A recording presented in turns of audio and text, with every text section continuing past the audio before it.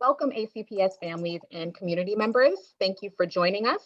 Before we turn it over to school board member Dr. Michelle Reif for the official introduction, we want to make sure that all families know that we're providing simultaneous interpretation in Spanish, Arabic, and Amharic so that you can listen and participate in your preferred communication language.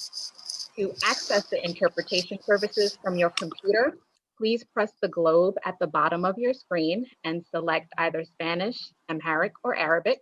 If you're watching on a phone, you can click the three dots at the bottom of your screen and then select your preferred language. Now, we will be followed by our Spanish, Amharic, and Arabic interpreters. Thank you. Buenas noches y bienvenidos familias ACPS y miembros comunitarios. Estamos interpretando simultáneamente al español. Oprima el símbolo de globo abajo en pantalla o los tres puntitos en su celular y luego escoja español. Gracias. የኤሲፒኤስ ቤተሰቦች እንኳን ደህና መጣችሁ። የአማርኛን ትርጉም ለምትፈልጉ ታች ላይ የዓለም ቅርጽ ያለበት አለ። እሱን በመጫን አምሃሪክ የሚል ታገኛላችሁ። እሱን በመጫን የአማርኛ ትርጉም ማግኘት ትችላላችሁ በኮምፒውተር ለምታዩ። እንዲሁም ደግሞ በስልካችሁ ለምትጠቀሙ 3 ነጥብ ያለባት አለች ከላይ በኩል እሷን በመጫን እዛ ሄዳችሁ ቋንቋችሁን መምረጥ ትችላላችሁ። አመሰግናለሁ። Thank you. مساء الخير أهالي ألكسندريا في هذا الاجتماع لمناقشة الأمور المرجوة اليوم. بنحب ننوه بأنه هذه الجلسة هي مقررة ب3 لغات ومنها اللغة العربية. إذا بتحبوا تستمعوا باللغة العربية الرجاء أنكم تشوفوا إذا كنتوا عم تشتركوا من الكمبيوتر تشوفوا هذا إشارة الكرة الأرضية وتختاروا اللغة العربية. إذا كان عندكم التليفون إذا عم تشاركونا من خلال التليفون بتشوفوا 3 نقاط بأسفل الشاشة عندكم وبتختاروا اللغة العربية. شكرا لحضوركم معنا.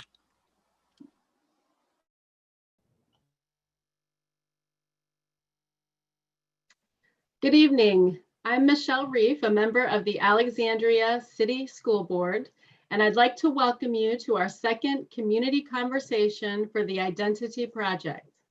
The Identity Project is a community engagement initiative led by ACPS in response to 2 petitions that were submitted to the school board in recent months, requesting that we rename T.C. Williams High School and Matthew Morey Elementary School. The school board will hold a virtual public hearing on this topic on Thursday, October 29th at 4:00 p.m. Members of the public are invited to sign up to speak on the ACPS website under the School Board Meetings tab. The school board will be voting on whether or not to rename these 2 schools on Monday, November 23rd. Tonight's conversation is part of a series that ACPS has organized for us to learn more about the history of our city and to engage in a discussion about our community's values and our vision for the future. You can watch past sessions and learn more by visiting the ACPS website and searching for the Identity Project. Tonight, I look forward to listening to the conversation and hearing from our community. Now, I'm very honored to introduce you to our panelists this evening. We have Ms. Gwendolyn Day Fuller, Ms. Erica Miller, and Ms. Ashley Sanchez Viafra. Ms. Gwen Day Fuller grew up in Alexandria and was a teacher for 30 years in various cities before returning home.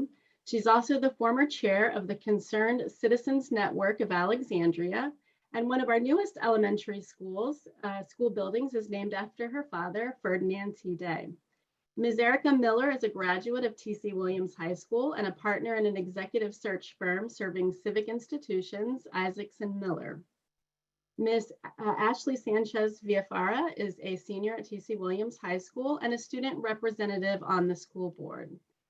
Both Ms. Day Fuller and Ms. Miller share a very special history. Their fathers, Ferdinand T. Day and Melvin Miller, were members of a select group of leading African-American men in our city known as the Secret Seven. These men worked tirelessly to expand civil rights for all Alexandrians in the 1950s and 60s, and both men also served on our Alexandria School Board. I'd like to acknowledge that our superintendent, Dr. Gregory C. Hutchings, is also listening in on the Zoom and will provide some final remarks at the end of the program. And at this time, I'm going to turn it over to our moderators, Ms. Tanika Taylor Tucan and Mr. John Porter. Thank you. Dr. Reef. My name is Tanika Taylor Tucan, and I am the School Engagement and Community Outreach Manager for Alexandria City Public Schools, and I'm co-moderating this evening with Mr. John Porter. And I am a former principal at T.C. Williams High School, worked for the city schools and retired from ACPS a few years ago. I'm helping and assisting with the Identity Project effort on the renaming concepts. So this month, John and I have the pleasure of moderating these community conversations with several panelists from our community to really help engage ACPS and Alexandria City in a thoughtful reflection process on Alexandria's present, past, and future relationship with race, equity, and education, and really how that relates to the issue of renaming schools. Tonight, it looks like we have about 50 community members with us so far here across all platforms. So we want to welcome you and remind you to please share your comments and questions with us throughout the evening, either using the Q&A feature on Zoom or the comment section on Facebook. We'll be monitoring both platforms. We know that some of you have been with us throughout the community engagement process. Maybe you joined us for a read-in with Dr. Reed earlier this month, or maybe you participated in a student forum. But some of you, this might be the first time that you've actually participated in a conversation about the Identity Project and the potential renaming of T.C. Williams High School and Matthew Morey Elementary School. So I want to make sure that you know that our goal tonight, as it has been with each conversation, is to really acknowledge Alexandria's history while we discuss and define who we currently are as a school division. Last week, we were actually joined by Earl Cook, who was a member of the 1971 championship Titans football team, Audrey Davis, who's the director of the Alexandria Black History Museum, and Ashley Sanchez Villafara, who is a current senior at T.C. Williams High School. And this week, we are truly honored to share this platform with three lifelong Alexandrians who will help steer this discussion and again, shed some light on the history here in Alexandria, some of the current community values and personal beliefs that I believe many of us are juggling and weighing as we consider this issue. So Ashley, welcome back to the panel and to the discussion. Gwen and Erica, welcome and thank you for being here. I'm sure that there's no introduction that I could provide that would do justice to each of your unique and storied connections to Alexandria. So I'm going to turn it over to you to introduce yourselves and ask you to share a little bit more about how you and or your family are connected to Alexandria. Let's start with Ashley, if you don't mind. Thank you, Ms. Tucan. So as you know, I'm a senior at T.C. Williams, and I've lived in Alexandria my entire life. And my parents, they're immigrants from Colombia, so we don't really have like a family connection to Alexandria, but over the years, I've kind of developed that relationship and connection with the city, given the work that I've done within my school and within the school division. And it's something that I'm very proud of because I love being in this community because it's so diverse and I get to learn from varying perspectives and new people every single day. So that's kind of like the connection I have with Alexandria and the greater connection I have with the Identity Project, which is just so important to me because it kind of reflects many of the things. It reflects what we can do with ourselves and it reflects what us youth expect in the future. So that's kind of my whole reason and connection to Alexandria. Thanks so much, Ashley. Gwen, would you mind introducing yourself now? My name is Gwen Day Fuller. I was born at Freedman's Hospital in Washington, D.C. and came directly back home to Alexandria, 402 and a half South Royal Street to be exact. And I remained in Alexandria until 1968. I attended St. Joseph's Elementary School and St. Mary's Academy.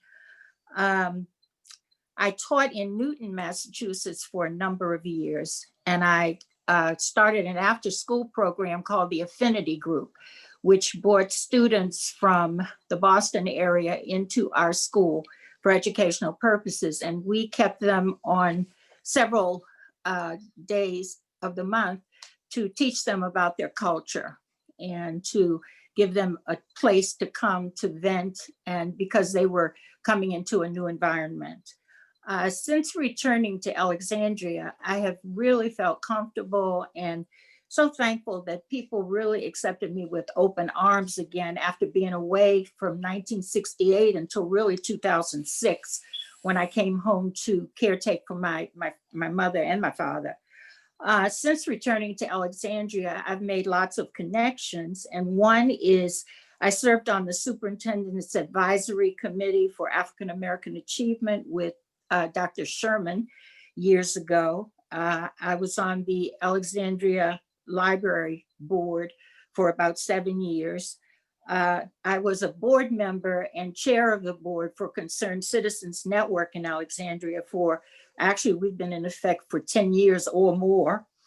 I was also on the committee to develop the Arts and Culture Master Plan in Alexandria since I've been home. And most recently, the African American Waterfront Heritage Trail Committee.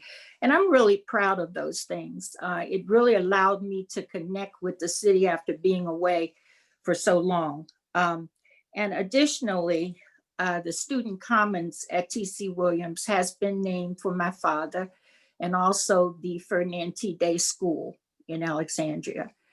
And I'm very happy about that.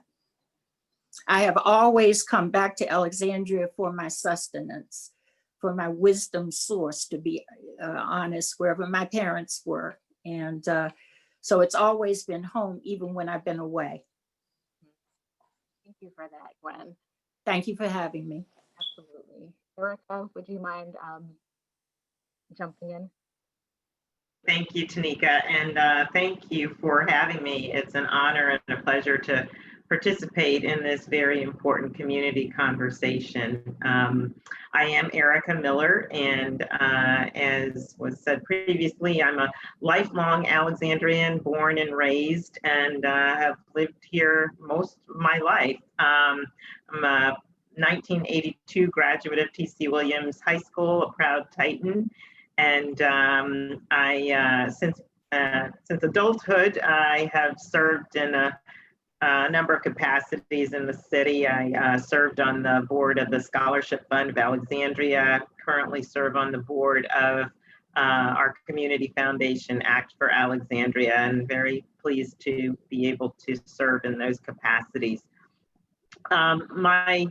My most significant connection to Alexandria, in addition to living here in this very special city, is really through my parents. And my parents, Melvin and Eula Miller, were dedicated public servants in Alexandria. As Michelle Reif said previously, my father was a member of the Secret Seven and worked tirelessly to ensure that this city was as inclusive as it could possibly be. He also chaired the Alexandria City School Board and chaired the board of Alexandria Redevelopment and Housing Authority. And my mother was a quieter presence, but no less powerful. She was an educator. And she was one of the first teachers in Alexandria to teach in a racially integrated kindergarten class. And she went on to head up the early childhood development program at Northern Virginia Community College for about 3 decades, working closely with Alexandria City Public Schools to ensure that and to ensure that we had strong early childhood education and educators in Alexandria.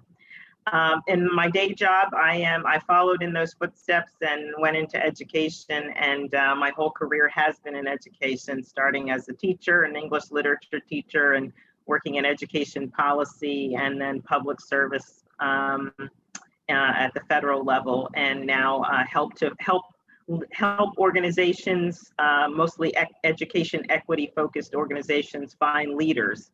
And so it's I come to this conversation with great personal and professional interest, and I'm looking forward to a robust discussion. So thank you. Thank you all so much for joining us and for being part of this conversation.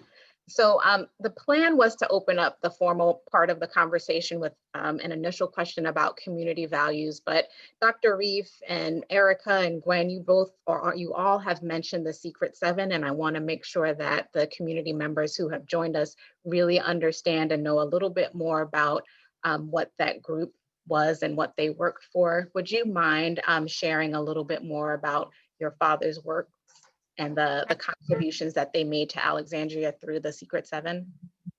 I went through some things today to look up some information about the Secret Seven, and I found one quote that my father gave in an interview that someone had with him. There are very few documents and papers about the Secret Seven, but I do have two tonight I'd like to share. It said, Mr. Day also spoke about the Secret Seven, a group of government employees who met beginning in 1963 to formulate articles and special points to be submitted for consideration to the city as a way to effect change in voting rights, for example. There were actually 8 members. And Erica, we've talked about this a lot. We've tried to figure out whether it's 7, 8, 9, but this says there were actually 8 members, but the city didn't know it. And I don't know what he meant by that. Maybe they didn't want the city to know there were 8 members. I don't know. But there's a document, and I have it here. And prior to my father's death, maybe about a year before his death, he had me make about 35 copies of this document at Kinko and take them all around the city to distribute them to different people. He wanted them to have a copy.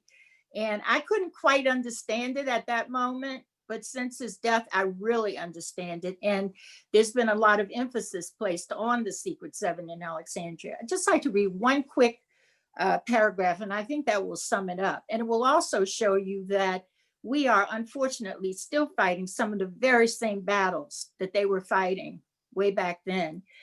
And it says, as concerned citizens of Alexandria, Virginia, we submit this message to the City Council of the City of Alexandria on this 14th day of May, 1968, to invite the attention of city government to some, but by no means all, of the problems that complicate the daily lives of a significant segment of citizenry in Alexandria. We report on the basis of our contacts with that segment of the population, and with the sincere hope that the city will heed our call to action while the time to do so still remains. And just very quickly, there were 7, ironically, issues that they were concerned about at that time. And they were, believe it or not, pedestrian safety. They were concerned about children's safety going to school because some of the streets were not fixed up. They weren't taken care of, and they were concerned about safety of the children. Sanitation, health, and community upkeep, law enforcement and police protection, recreation, city employment, housing, and communication. And we don't have enough time to go into each of those right now. I could certainly do that if I had to, having lived here during the 50s, which led up to the need for a Secret Seven. And so I think that gives you a little bit of background about what they were trying to do. Thank you for that, Gwen. Mm-hmm. So with that, and knowing that the scope of the work of the Secret Seven was very broad, that it touched on the 7 issues that you just mentioned there, but we also know that fairness and justice sort of undergirded a lot of the work that they were engaged in. I'd like to shift to a question about community values and what community value you might consider should be lifted up as Alexandria and as ACPS has this discussion around the renaming of T.C. Williams and Matthew Morey Elementary School. You want to take that, Erica? Or? Sure. Well, Sure. for me, it would definitely be inclusivity and equity. You know, those are areas that we're still working on in not only in Alexandria, but in the country and throughout the entire United States. That is evidenced by everything that has happened with the pandemic that we are still facing, and the racial turmoil that still exists, unfortunately, in our country, and to some extent in all of our cities. Yeah, I agree. I think inclusivity is certainly a value that that we should hold up. It is one of the reasons I have stayed in Alexandria. You know, in the work that I do, I travel all over the country, and everywhere I go, it just reinforces what a special city this is. And you know, to go back to the Secret Seven for a moment, the Secret Seven was our parents and their colleagues were trying to right inequities, systemic inequities, as Gwen said. And there were some, you know, growing up, I remember hearing, I would ask my dad, you know, what did the Secret Seven do, and what were the challenges? And you know, there were some pretty painful things that were occurring that African Americans in particular were experiencing at that time. But the main takeaway that I took from the stories that my father shared with me is the Secret Seven was working. They were working so tirelessly because they so believed in the potential of this city of Alexandria, and its rich diversity. And what they were pushing for is to ensure that the city was as inclusive as it could possibly be, because they recognized the gifts and the treasures that people of all races and ethnicities bring and could bring to the city. And so when I think about values that I hope we consider, one of them is civic engagement.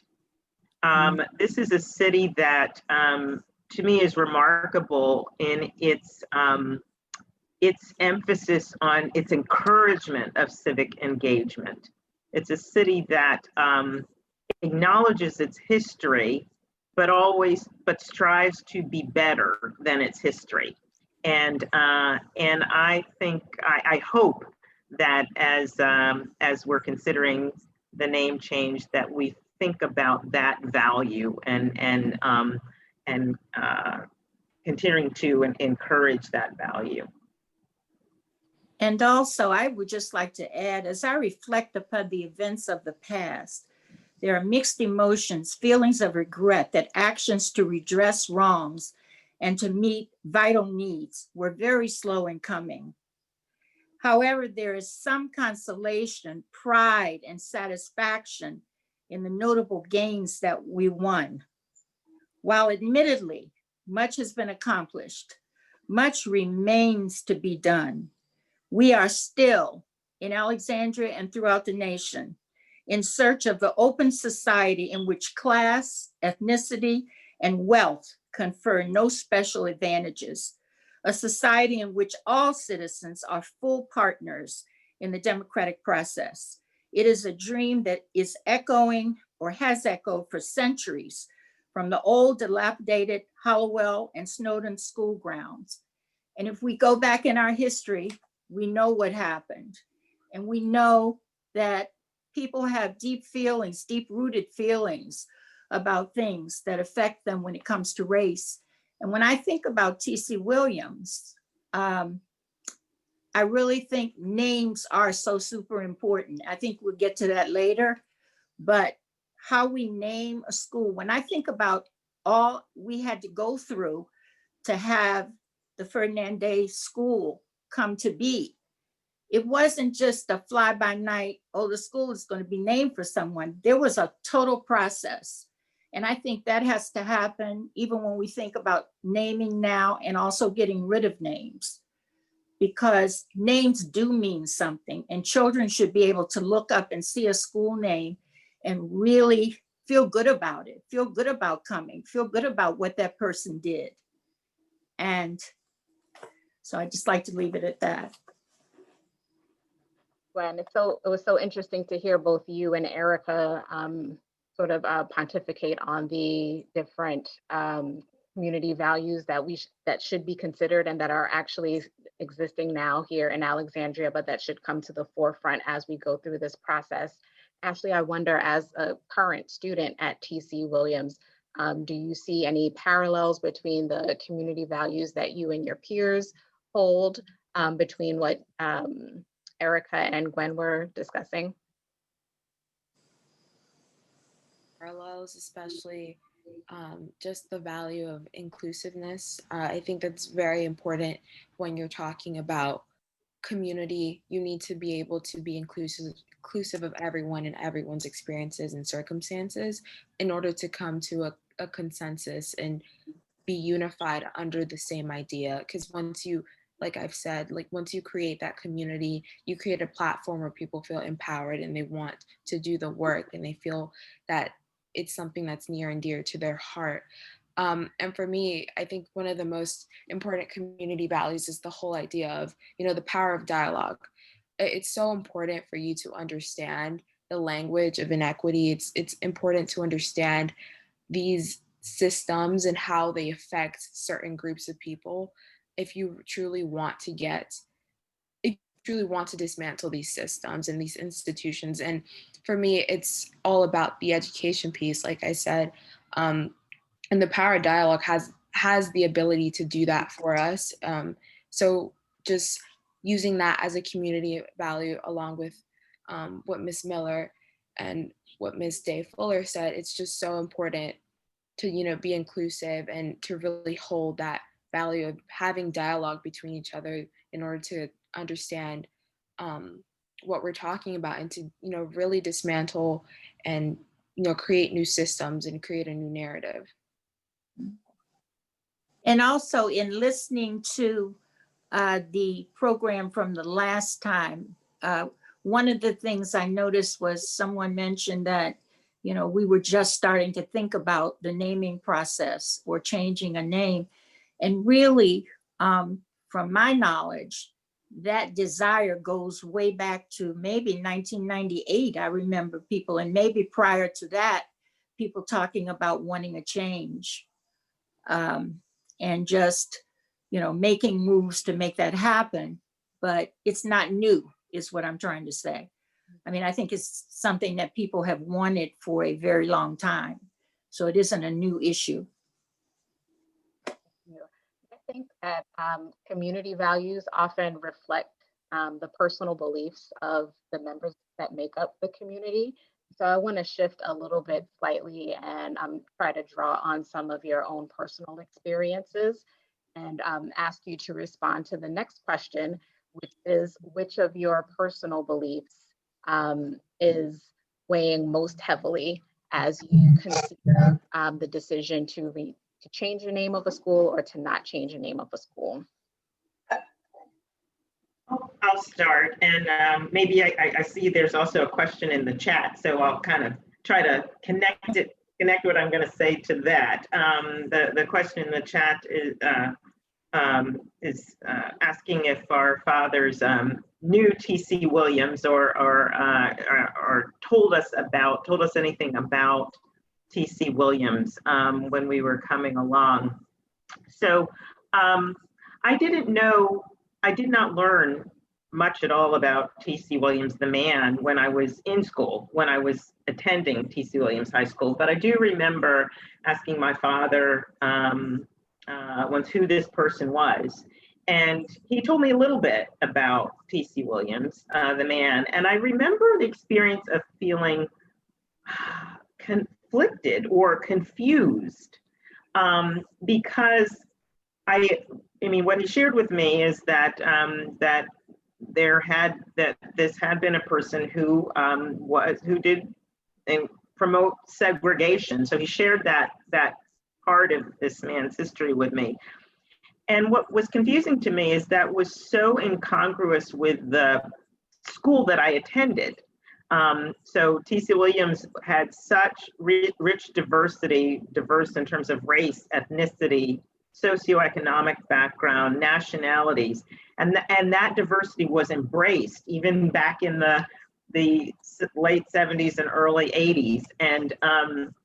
And that was something I loved about my experience at T.C. Williams. So then to hear about the segregationist views of the person for whom the school was named was something that I had to wrestle with. And so this ties to the question that on the screen here. I think one of the personal beliefs that weighs heavily for me is inspiration and aspiration. You know, when I think about why names of buildings are important, is because names evoke stories. And that's how we learn who we are as a people, learn how we are as individuals and as a community. And so when people see the names of buildings, if they don't have direct experience with the person for whom the building is named, it's natural to ask the question, who was that person? And what my hope is that if the name does change, that the name that the school takes on inspires a story of inspiration and aspiration, so that the story becomes one of, here's who this person was, and here's what this person stood for. And whatever that person stood for is something that we all aspire to be. So I think ideally a name of a building at its best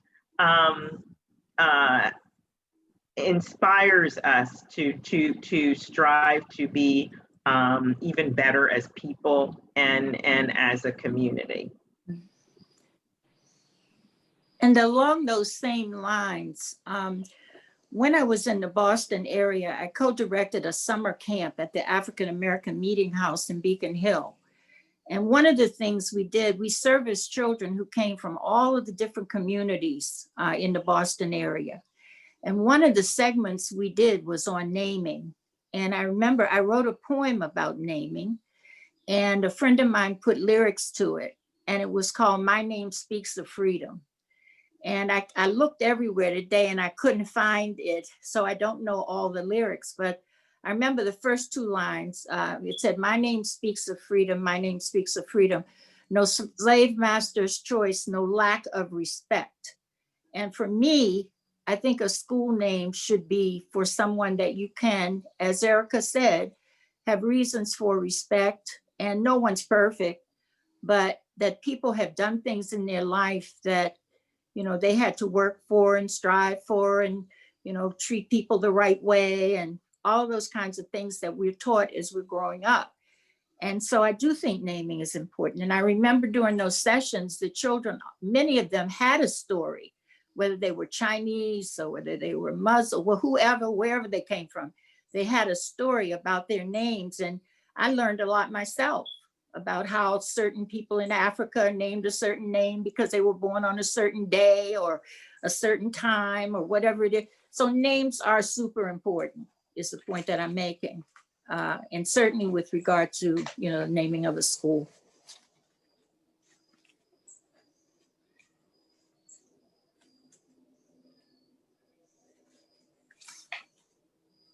Ashley, did you want to chime in here about either the significance or importance of names, or any personal beliefs that you that are really weighing heavily on you while we go through this process with the Identity Project? I think for me, a very personal belief, and this kind of ties into my experiences, especially at TC, is just empathy. There's so many experiences that I've had that have, made me contemplate really like what we're trying to create as a school division. And just like a quick story, for one of my classes, I was taking an AP class, and I was having a really hard time with the class. So I reached out to my teacher and I asked her, like, is there anything we can do? And is there any way to be flexible? And it was a really hard moment for me, and I was being vulnerable and sharing, my story, my circumstances, but I really wanted to get help because it was one of those classes that I really liked. And she just turned away from me, and she said, I don't really care what you do. It's your decision. You can, do whatever you want. And so with me, that's the reason why empathy is just a really big piece, especially when you contemplate changing a name or not, because there's so many unheard experiences within TCF students that have, reached out to people, students that have been trying to make a change, and just keeping the name as it is kind of reinforces those existing systems, and really just, for me, just highlights and further demonstrates the inequity that we have. And names just hold such a great meaning, as the points that were made before, because it truly creates a school community identity. It really makes you contemplate, and like you said, you aspire to be like that person. You aspire to have the same values as them. So right now, our school we don't have those values because we're named after someone that clearly did not want students of color in those spaces. So it just reinforces those existing systems that we see that perpetuate in our society. So for me, it's just empathy, because it's just really important to ensure that all students, feel welcomed and we're hearing them out and they're just included in these spaces. Thank you so much for sharing that, Ashley. I think that we've more or less covered the next question, which had to do about the importance or significance of names. So I'm going to go bypass that one and skip to the next question, which really has to do with the intent behind the renaming of schools. We know that it's one way of really reckoning with Alexandria's history. From your personal experience or professional experience, I wonder if each of you could talk to us or share with us an additional action or alternative way that ACPS could consider to achieve this. I'd be happy to start. I do think it is important to remember our history, and I'll go back to something that I said at the start. One of the things I've appreciated about what makes Alexandria an interesting place to be is that we have a complicated history, but we strive to be better than our history. But I think it is always important to remember that history. And so one of the ways I think we remember that history is by ensuring that we are telling the story in school curricula, right? So, so much of my learning about the civil rights movement took place in my home. I remember, I got a little bit in school, but not enough to satisfy all of my curiosity. And, curiosity is the bedrock of learning. As teachers, one of the things that you're always trying to do is inspire curiosity. And the words that signal curiosity are who, what, and why. And I remember as a young person, I was always asking who, what, and why. And my home was full. My parents filled our home with books on the civil rights movement. And I remember as a young person poring over this book of photographs of the civil rights movement. And I still vividly remember a photo of young Black people with having fire hoses and dogs on them as they were trying to integrate schools and trying to integrate supposedly public spaces. And seeing those photos caused me to ask my parents, why? Who are these people? What's happening and why? Similarly, I remember my father, the way he loved to wake us up on Saturday morning was blasting the record player with Martin Luther King's speeches. And my brothers and I, we still smile at that because that was our alarm clock on Saturday mornings. But what that did is it inspired us to ask, who was Martin Luther King Jr. and what was he doing and why? And so we need to keep asking those questions. I think one other way that we can continue to reckon with our history is through oral history.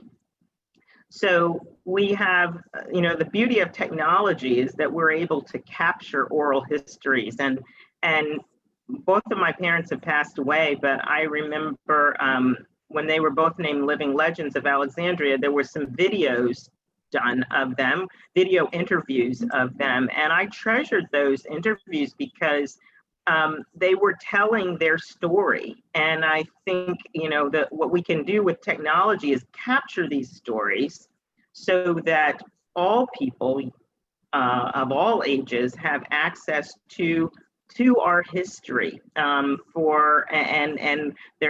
it's not dependent upon having a book or having something taught in school. Hopefully it will be taught in school, but having these resources even outside of school, I think will be important in ensuring that we continue to learn from our history.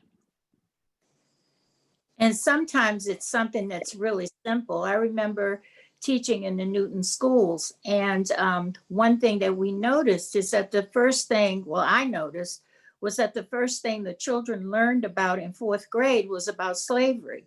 So it was really, I think one of the best things that we ever did was to say to the school system, we really would like to have our children in 4th grade learn about the African kingdoms before they learn about slavery. So sometimes it's just simple things that have to be changed. And we do know that for some reason, African-American history has been lost, stolen, and strayed for years. So and that's one of the things mentioned during this whole pandemic time. I've heard more and more about school curricula, that we need to really rethink that and make sure that we're getting the truth, so that would be another alternative way, I think. And what's a little bit sad, and then I'm going to be quiet, but what's a little bit sad is that we went through a phase when there were so many more, I guess it's starting up again, but there were many more books written, children's books with African-American themes. There was seemingly a time when our history became more important for a period. And we had groups in colleges where we had African-American studies, and I'm sure we still do, but the emphasis doesn't seem to be there as much as it was a few years back. And that's sort of too bad, because I think we need it more than ever now to really get a clear picture. If I could just jump in really quickly, I just wanted to share that Governor Northam in the last year had appointed a commission on African-American history in our schools. And this commission met and has made some recommendations to the Virginia Department of Education. And so I think next year we're looking to add an African-American history course at TC Williams. So, but there's also, I think, recommendations about integrating more into the, the curriculum of the regular American history classes as well. So, so stay tuned, or you can look up to read those recommendations as well. Great. Good to hear. Thank you. Mm-hmm. Ashley's been trying to get in the conversation. I've seen her unmute herself a few times. Ashley? Oh yeah, I just wanted to say, like, I completely agree with the point of reckoning. One way is to just remember our history, but it's also to act with intention of what we want to create, the new narrative that we want to create for ourselves. Because I feel like, you know, racism and just talking about all these systemic and oppressive forces, it's something that is just so ingrained in our society, and it's something that manifests itself in different ways. Like for example, we don't have segregated schools like during Brown versus Board, where, you know, black and brown students of color went to one school and white students went to another school. We still have segregation, but it's just manifested in a different way. And like you can see that in ACPS with many of the programs that we have and many of the classes that we offer. So that's just being intentional and remembering our history, but also using our history to be more responsible and more critically aware of how we can change those systems and how we can, you know, stop it from continuing to perpetuate. Because I feel like we're kind of like in this cycle where we see what's going on, but we're not making any necessary changes. And I think it's just for us to be intentional is one way that is the first step that we can take in order to achieve what we're trying to achieve as a school division and just as a society in general. Mm-hmm. Ashley, what do you think grandmothers like me can do to help students your age and students in high school more? Man, I wish I had my grandma too, but I feel like for me, it just be like, it's just for us youth, it's just hearing your experiences, because it's so impactful and meaningful to hear from the experiences of people that have been doing this for years. I know for me, I aspire and I just have so much admiration for, you know, you, Miss Fuller, and then you, Miss Miller, like the things that you've done and the story that you have and the stories of your fathers as well and your parents. So I think for youth and just students, it's just, you know, telling us about these experiences and stories and just giving us the knowledge and just giving us your recommendations and suggestions as ways that we can move on. Because I feel like it's now time for my generation especially to just take the lead, but we can't take the lead without hearing from what you guys have to say and using that and, you know, reforming that into ways that we can move forward and really bring the changes that we want in society and that we're experiencing right now. So I think it's just, you know, you telling us your experiences and just being there for us and just continuing to inspire us as you guys already do. So. Well, I've just been so impressed with the social activism of your generation, Ashley, and in particular, around this issue in Alexandria, but in general. And you have so many more resources as a generation in order to advance causes that are important to you, social media being one. But so I want to encourage you to keep being active. And I think, what's the transmission of stories and histories can do also is empower you, right? That's something that those stories did for me. Because as I went on in life and as an adult, I continued to encounter inequities and injustices and slights and as a Black woman. And what those stories did for me is they not only gave me a sense of courage and persistence, but they gave me a sense of strategy. How one can deal with and overcome injustice when you see it, but also correct it or attempt to correct it when you see it. So hopefully the stories are, while they can be painful, I think what our parents hoped is that these stories would mostly be inspiring and empowering for us, for the next generation. And so we hope that for you. Yeah.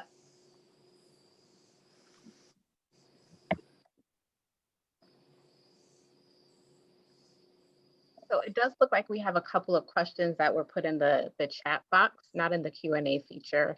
John, are you going to run through those, or shall I? I'll be happy to. And thank you, panelists. So far, we have a couple of questions or a comment that we'd like for you to respond to. The first question, I think I probably can answer. It says, is there a desire to change the names of some of the other schools, Polk, Henry, Mason, Washington, or Jefferson?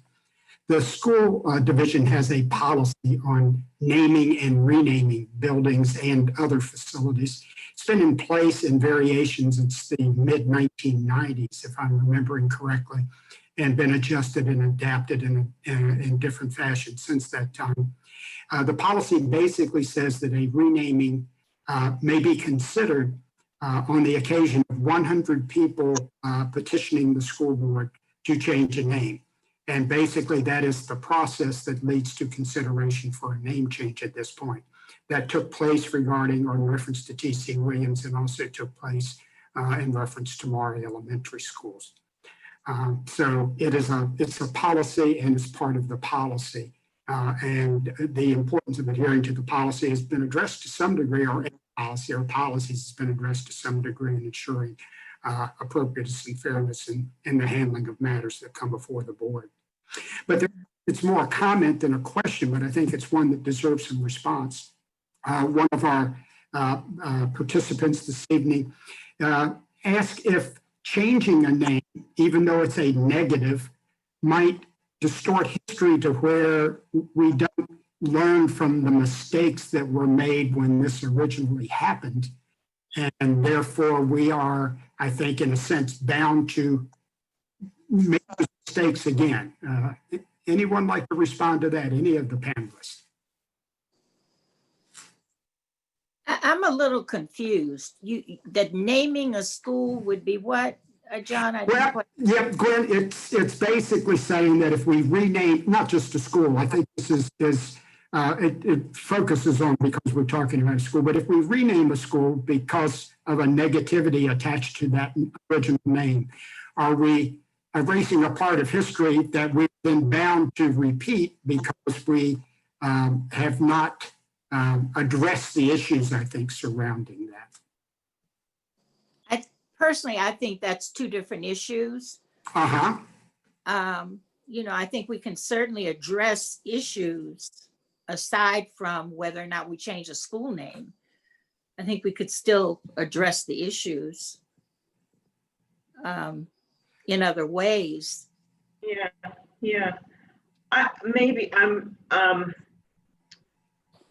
The question, this seems to be a question, it's, if I'm understanding the question correctly, it's a question that's been coming up around monuments, if you've been paying attention to the various conversations around taking down monuments. And I think it is an important question because, as we said before, what we don't want to do is forget our history, because when you forget your history, you run the risk of making the same mistakes again. And so, again, that's why it's important for us to remember our history. And I think, all these decisions need to be contextualized. So we have to take each case, consider each case thoughtfully. I think we should never forget who T.C. Williams was, and because there's a story there that that it's important to remember. It's an important part of our history, and it's a learning. It's a moment for learning. I think the challenge, perhaps maybe with buildings and with buildings of a school, is that names of buildings are particularly powerful, because buildings are places where people live, they work, they learn inside of them. And And you want to strike a balance where you in the effort to preserve your history, you also want to make sure that the experience that people have of that building is not Negative. so painful, right? Mhm. That it frustrates our ability to be who we want to be as a society and as a people. And so I think it's a legitimate question, but I also think there are ways that you can remember history so that you don't repeat it, and also ensure that you're inspiring people to aspire to the values that we so want to preserve and encourage in the city of Alexandria. So I don't think it's an either or. I think it's a how. I think it's a how question more than it is an either or question. How do you maintain that understanding of even a negative part of history while at the same time not honoring that? Exactly. I mean, it's the reason why as I said, my parents had those books about the civil rights movement. They wanted us to understand it. But they also had books in the house that encouraged us to dream and to aspire, and books that told us we could be anything we wanted to be. And so, it's about creating that balance between the two. And also, some students are lucky enough to have that at home, Erica. Yes. There are so many students who are not lucky enough, and they come Absolutely. to school for their sustenance. They come to school to learn, and this is where they have to rely upon getting the correct and adequate information. And so to have them walk up every day and see something that is not positive is to me just not a good thing. And it's been in effect for so many, not only days, years, decades, centuries, that these things have been there and been in effect, that we've had to deal with whether we wanted to or not. So, that's. Yeah. I think, thank you. The latter half of that comment that John read pointed to the desire to have students at TC learn about who TC Williams was as a man. I think that's part of the reason why this process is structured the way that it is, so that we as a community, as a school community, and as a city could continue to learn more about the history here of Alexandria, and to, again, not erase it or forget it or run the risk of repeating some of the past errors. So I do want to thank everybody for their participation this evening.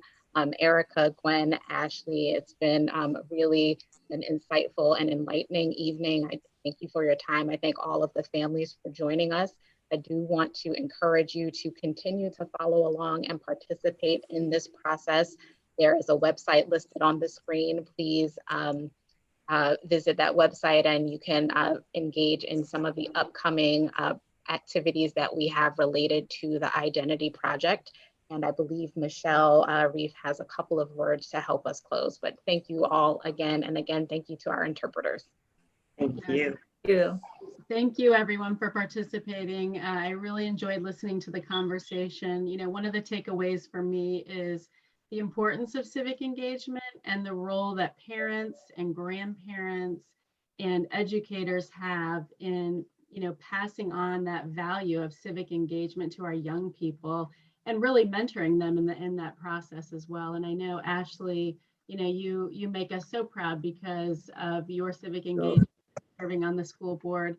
And I just want to encourage people again to fill out the survey.